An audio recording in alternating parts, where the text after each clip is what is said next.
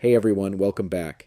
In this video, I'll show you how to install the Netflix app on your MacBook and use it like a real desktop app, even though there's no official Netflix app for macOS. The process is simple and takes less than a minute. Let's get started.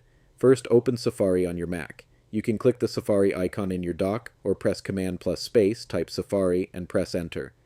Once Safari opens, go to netflix.com, wait for the website to fully load, and make sure you're signed into your account. Now move your cursor to the top of the screen and click File in the menu bar. From the drop-down menu, select Add to Dock. A small confirmation window will appear. You can rename it if you'd like, or leave it as Netflix, then click Add, and that's it.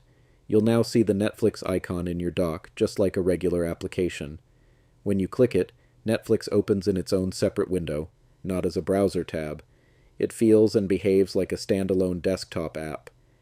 Even if you completely quit Safari, Netflix will continue running independently. This gives you a cleaner, more focused viewing experience, especially if you don't want multiple tabs open while watching your favorite shows. And that's it.